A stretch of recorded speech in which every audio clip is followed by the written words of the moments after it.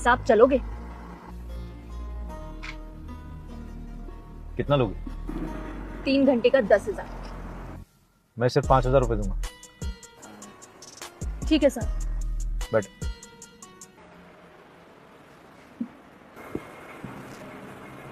अभी तक ये कपड़े की नहीं उतारे। साहब उतार के। रहने दो, पहले ये पी लो। ये तुम्हारे हाथ इतने कांप क्यों रहे?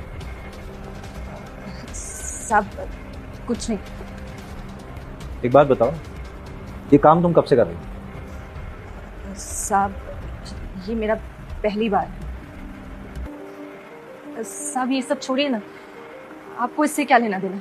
आप अपना काम करिए और मुझे मेरे काम के पैसे दे दीजिए। देखो, मैं यहाँ तुम्हें ये सब करने के लिए तो नहीं लाया। मतलब साहब? मैं जानना चाहता हूँ कि तुम्हारी मजबूरी क्या है।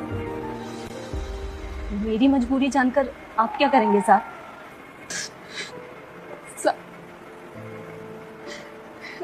2 साल पहले साहब मेरे पति का देहांत हो,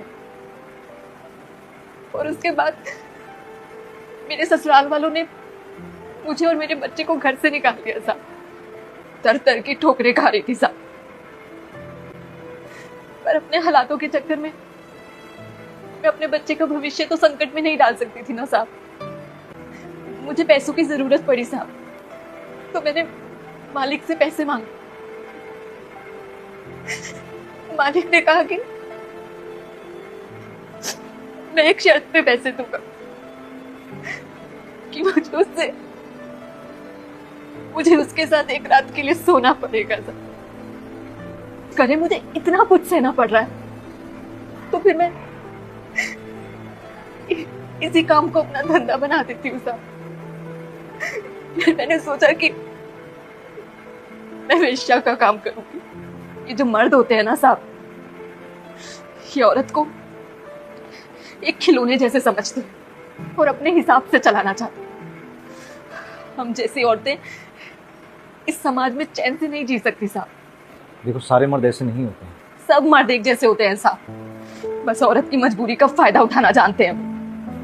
मैं समझ सकता हूँ, लेकिन अब तुम्हें यह काम करने की जरूरत नहीं है। मैं पेशे से एक डॉक्टर हूँ। इस शहर में मेरा एक हॉस्पिटल है।